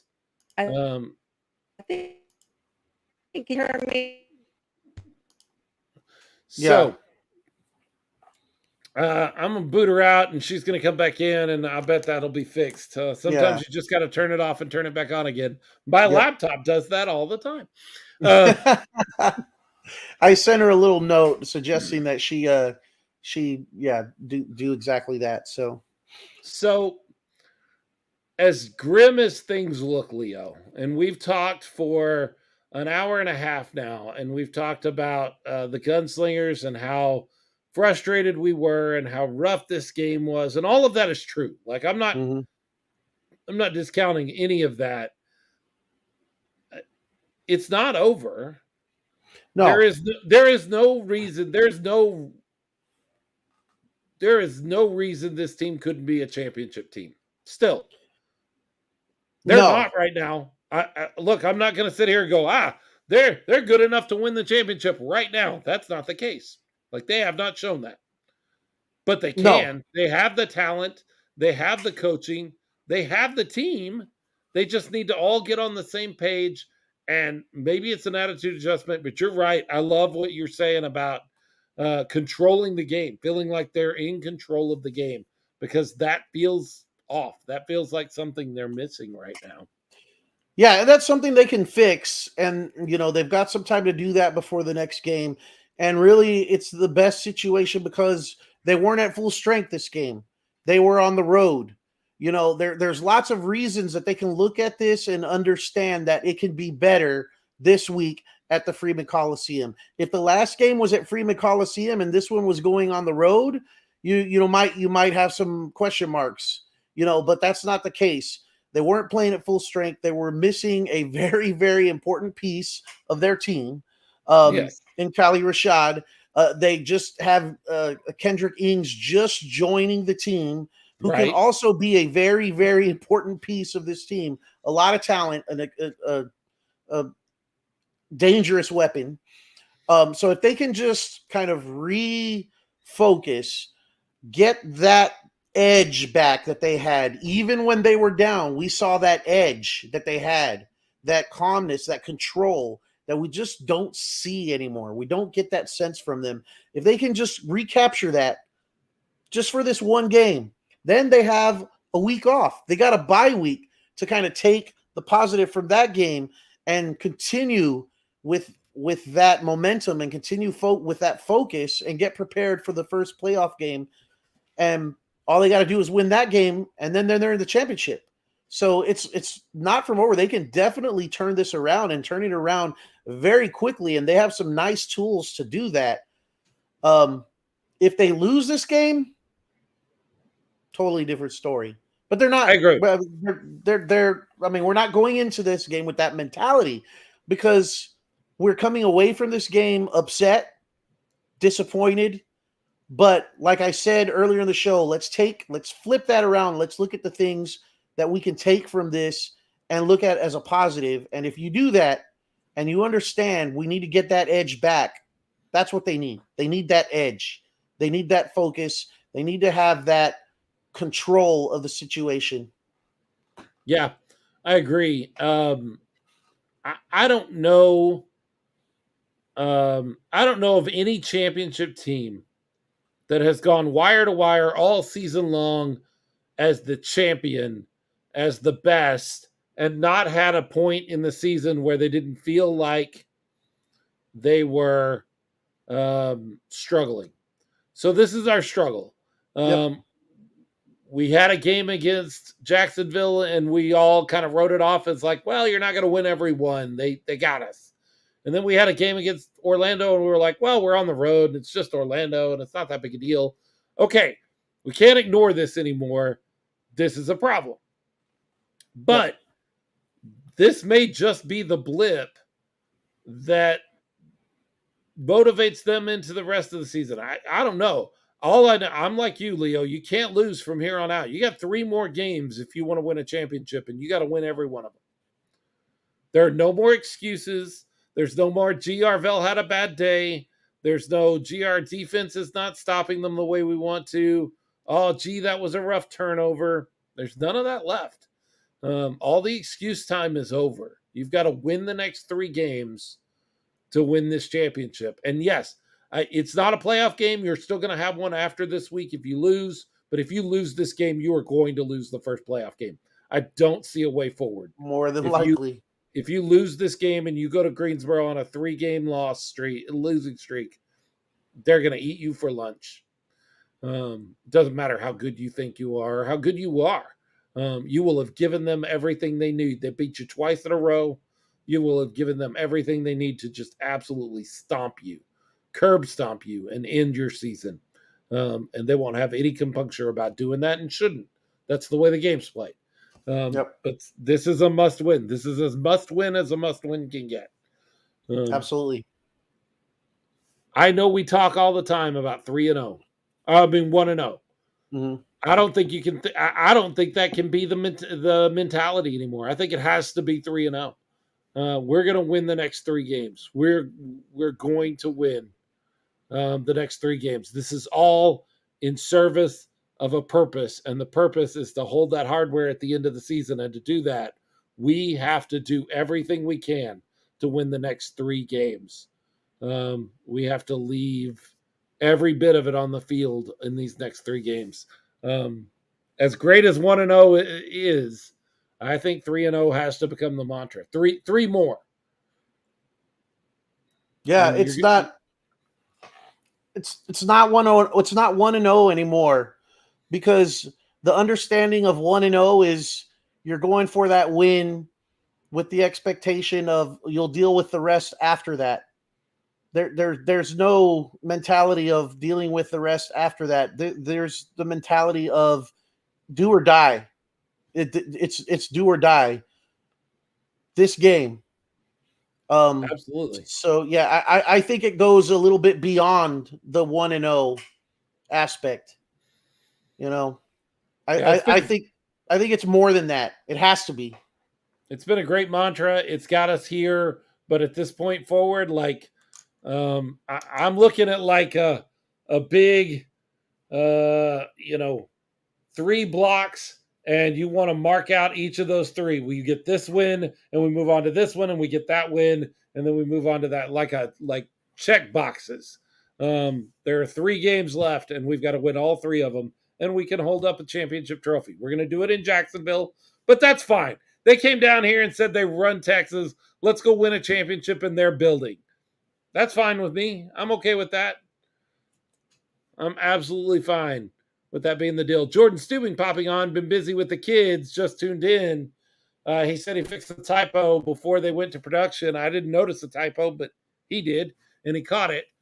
Jordan, we want to make sure you got a 4X of the Hulk, the Spider-Man, and the Venom, because Leo is ready to grab those like right now. So 4X, yes. If you ordered those, he needs those ready for him. Yes, and nothing against the Captain America one. The only reason I'm not buying the Captain America, Jordan, is because Lolis will kill me. They're all great, is what I'm saying.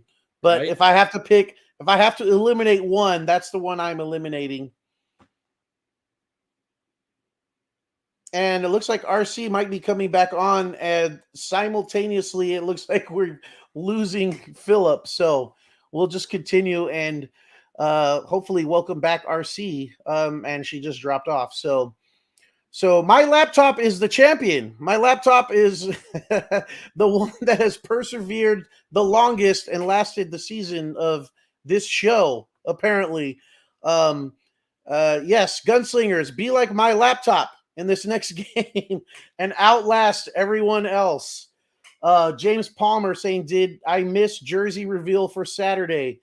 Yes, we did earlier about, 10, 15 minutes ago, reveal some close-ups, but those jerseys are also on the San Antonio Gunslingers page, website. So if you go to the website and click on the banner for this week's game, the superhero night, click on that banner, scroll down, you will see a banner down there that has all 4 designs. There is a a Spider-Man design, which is fantastic. There is a Venom that if you're a fan of Spider-Man, you're a fan of Venom. So obviously you need both of those. There is an Incredible Hulk, a very cool design on that one. And then there is a Captain America design. So go check those out, James Palmer. Philip is back now, so maybe he'll pop those up one more time for James. I'm not sure. Philip, while you were gone, I urged the San Antonio Gunslingers to be like my laptop, the champion, because my laptop outlasted the other laptops in this show and is therefore the champion of this episode of the Smokin Gunz podcast. So Gunslingers need to sure with that. For sure. Yeah, James, you did miss them, but let me grab them real quick and show them to you one more time because they're that awesome. Like, everybody needs to see these. Everybody needs to make sure they go by the ATM and pull their cash.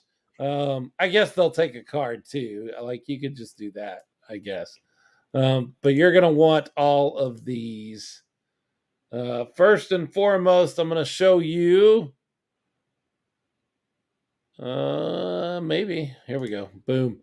There is your Incredible Hulk variation on the superhero Very cool. fan jerseys.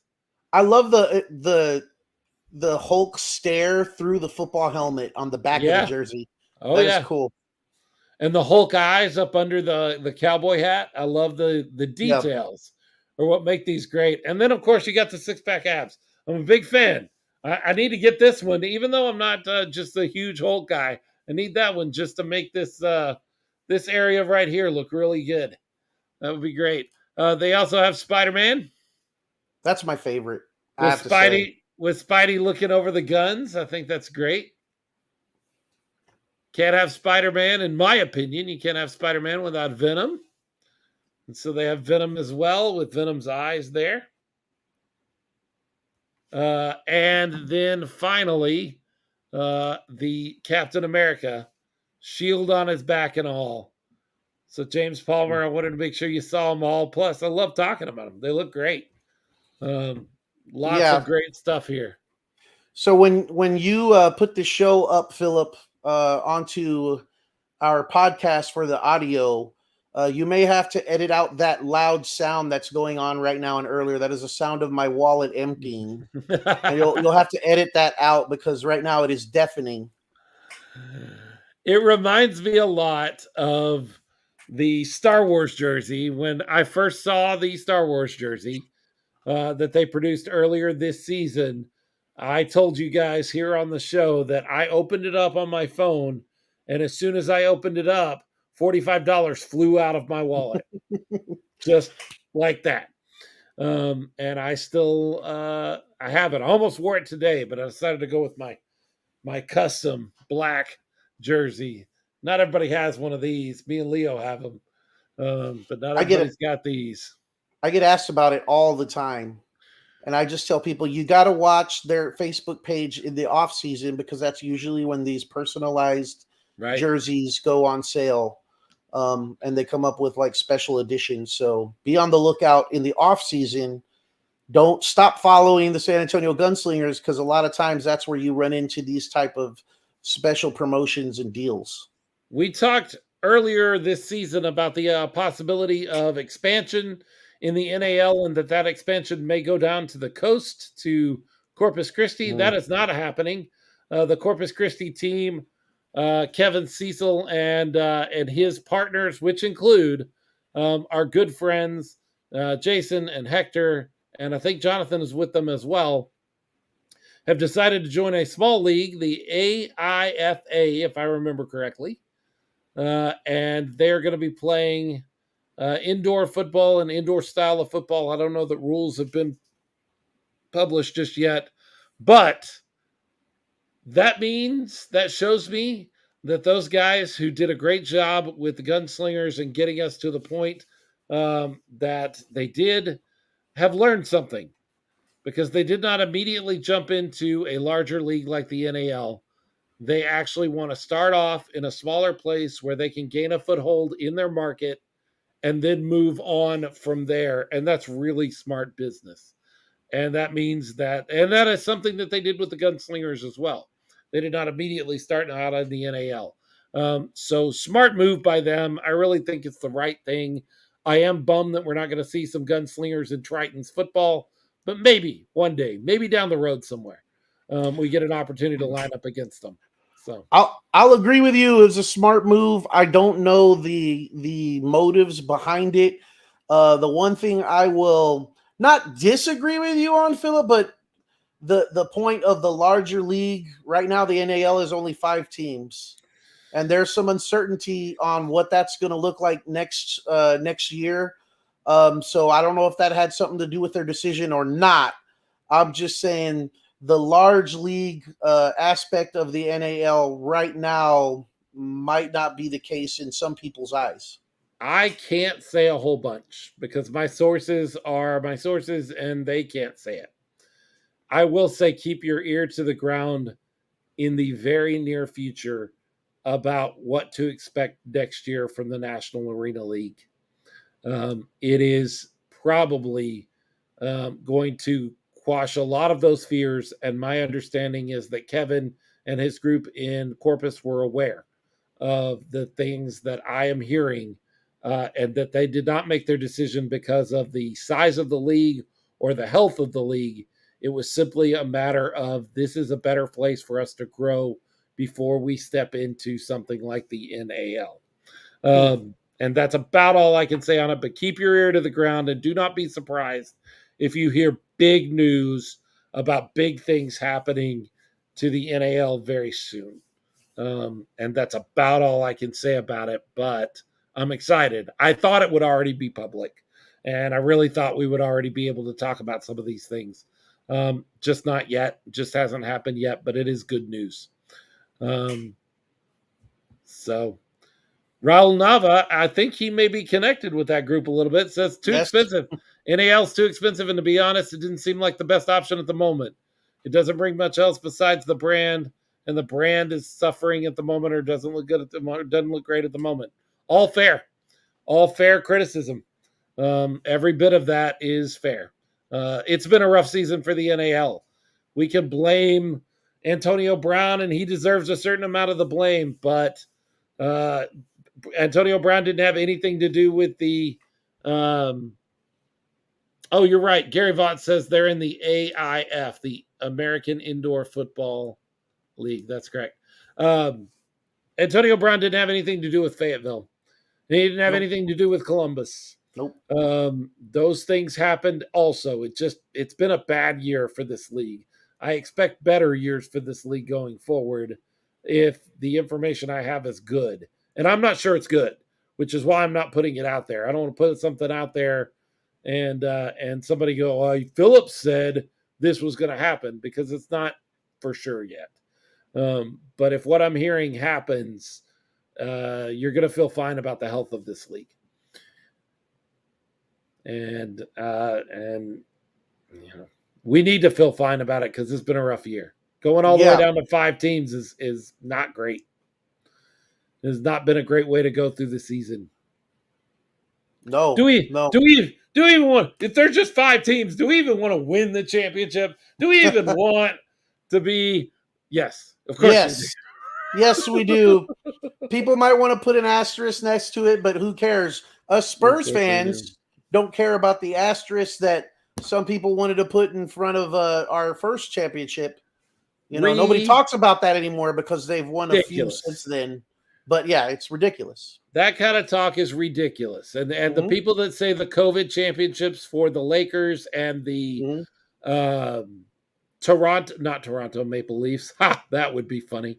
No, the Tampa Bay Lightning both won championships in a COVID season, and people have talked about those should be asterisks. Why?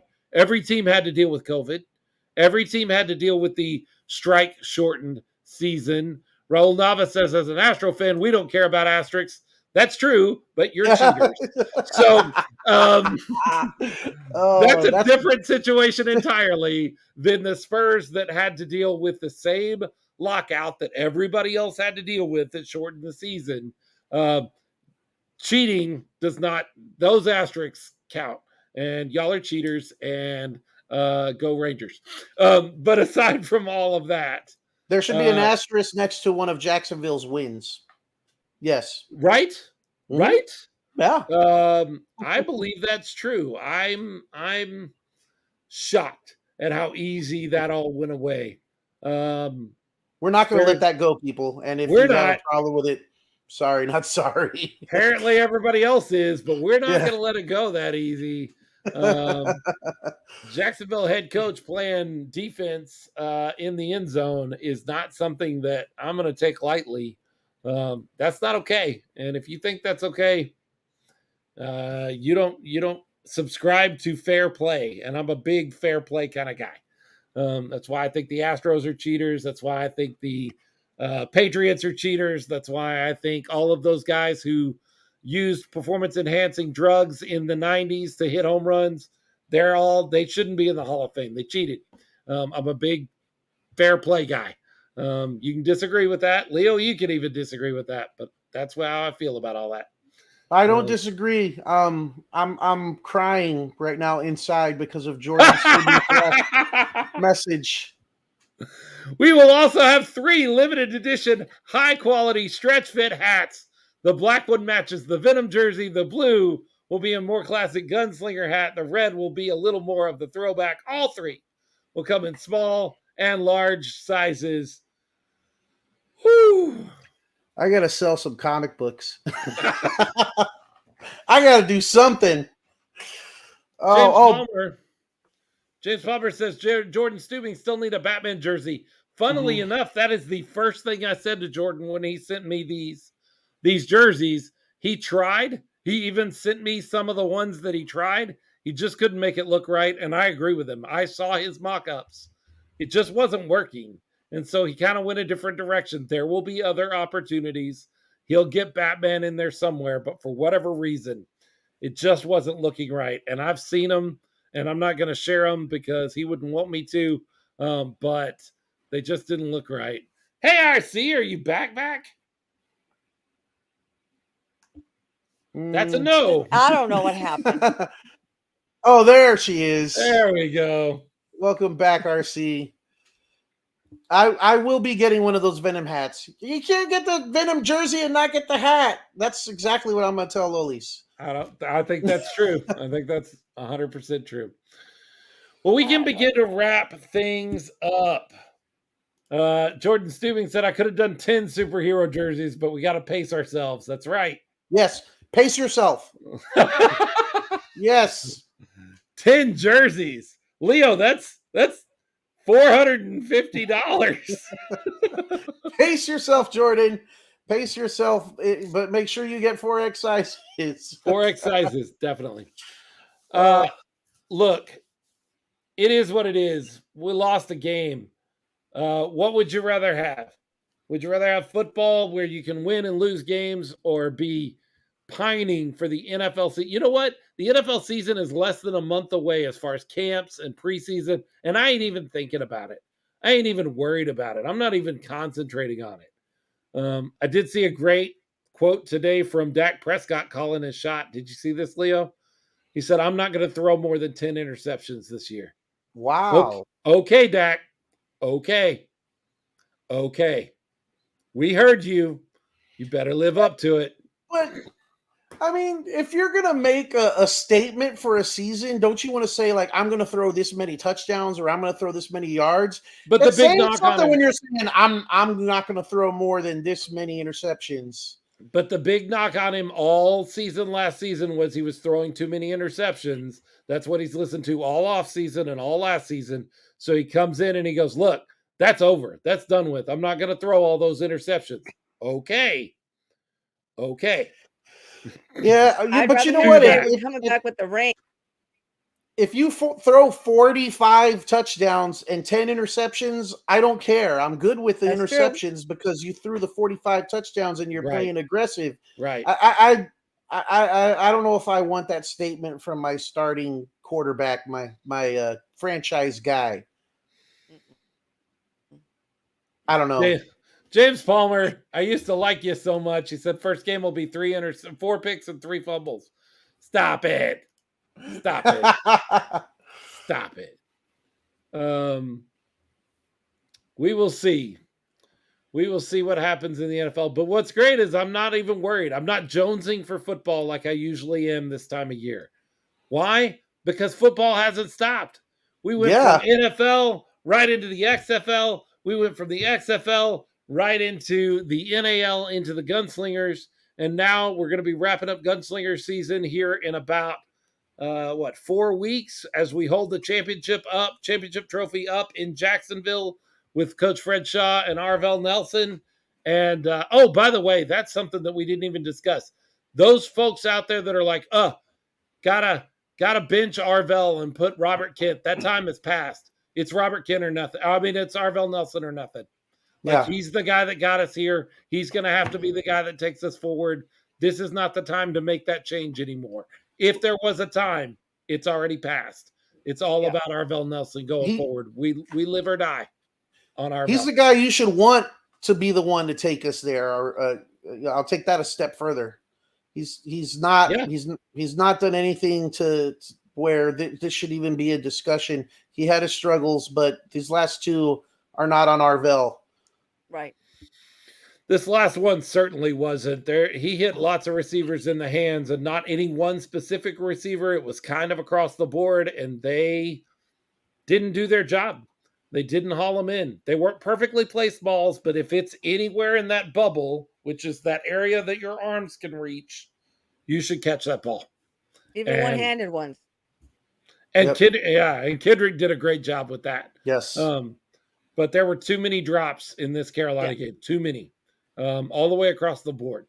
So it's all right. Callie's going to be back. Please be back. I hope Callie's going to be back, but I'm going in. Callie's going to be back. Ings is going to be caught up with the offense, going to get the timing down with Arvell. Everyone's going to be pissed off and ready to make a statement. Coach Shaw's going to have this team ready, and he knows that he needs to get this win just as much as anybody else at the end of the season here. And the Freeman Coliseum, we're going to be there, and we're going to be there to support our team and back our guys and do everything we can to help them get the win. Maybe even swat down a pass. Hey, maybe so. Because we can. We can. And a head coach can. A podcaster can, right? I mean. It's just replay the down. I mean, it's better than giving up a touchdown, right? And we're standing right there in the end zone, so maybe so. Maybe if I get kicked out, I have to watch the YouTube stream from the car. You'll have to watch Ralph and Gabe. Yeah, I won't be able to leave because Lolis will stay in there. Oh, she'll stay. Yeah, but I'll be watching from the outside. Michael Wayne Davis says Callie Hurd, I didn't see the last game. He did not travel with the team. He is dealing with some sort of injury. I think I can't speculate beyond that. That's all I can tell you. He is dealing with an injury, did not travel with the team. That's all I can say. Because anything else would be speculation on my part, and that's not fair. So yeah, he did have an injury, was on the injury report. He did not travel. I hope to see him back this week. Jordan said, stay tuned for Gunslinger pregame block party at the Freeman. Food, beer, music, entertainment, face painting, fun for the whole family. Face painting. I love it. I got a big old face because I got all this extra face up here. This is just, my face goes up higher than most people's. Just so you know. The extended forehead. Yeah, extended face. I just have a really big face. It's not that I'm losing my hair. I just have a really big face. Of course not. Of course not. That's what that is. Well, I'm excited. I'm excited to get back to the Freeman. You're right, Leo. It seems like it's been a long time. Even though it really hasn't, it feels like it's been a long time. I'm ready to be back at the Freeman on Saturday. Head painting at no extra charge. All right. There you go. There's a bonus. Excellent.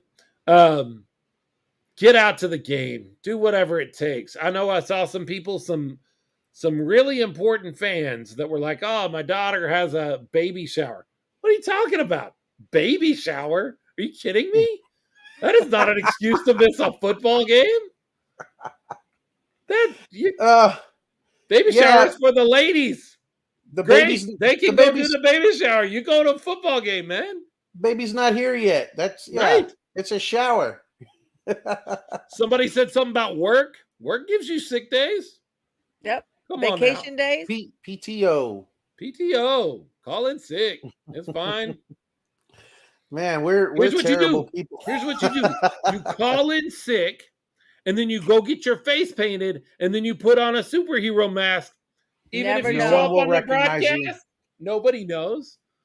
That's There ain't right. no excuse for missing this game. None. Work. Yep. Gotta be kidding me. The Smoking Guns podcast will write you a doctor's note. I need to make money to support my family. Where are your priorities? This is a football, man. This is a must-win game for your team. You got to be there. I'm, of course, being facetious. Well, you make a second job just to pay for all the jerseys, though.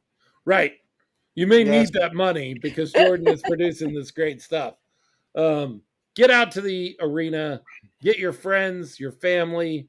If you've got an EMT or a police officer or Bexar County sheriff's officer, deputy, or somebody that works with the hospital system, get them out to the game. They can walk up with their ID and get into the game. You can't make it any easier than that. You pay for parking and then drag them to the game with you, and they get to get in for free. It's a great way to honor those people that are the real heroes. Those true. people that are the superheroes that really do exist. And this is a great way that Gunslingers have made it easy for you to say thank you by taking them to a football game. Let's get it done. What else, guys?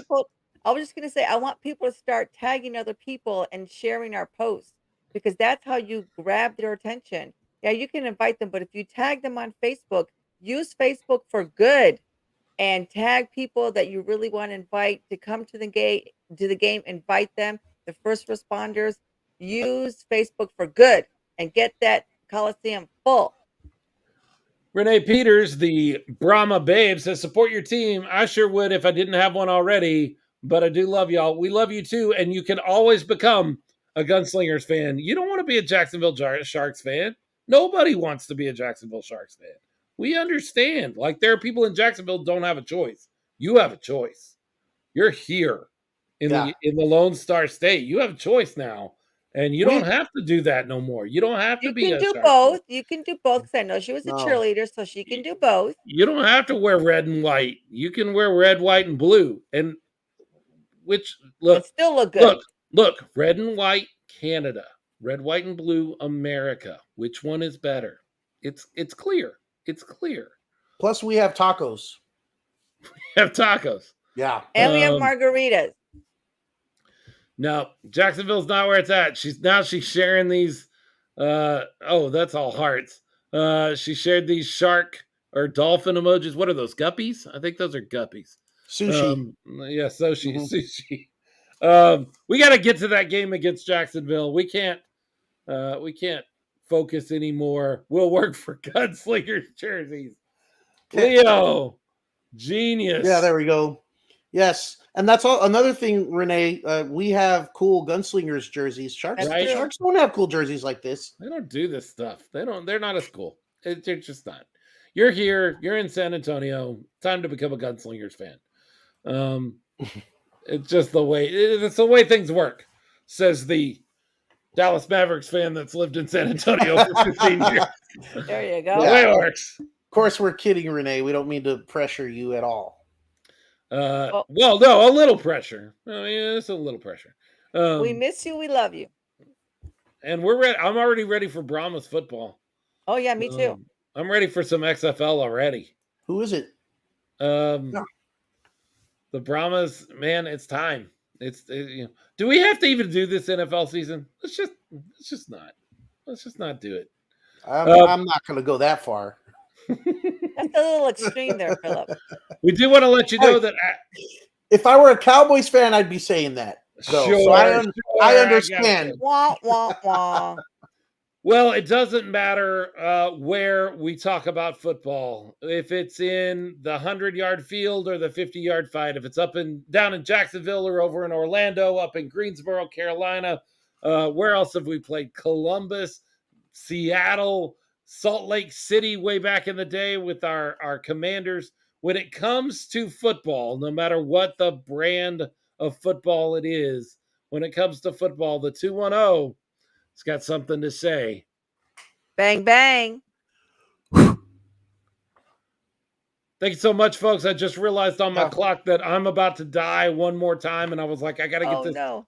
I gotta get this ending in. It does it about every 30 minutes, and the last time it did it was 8:35.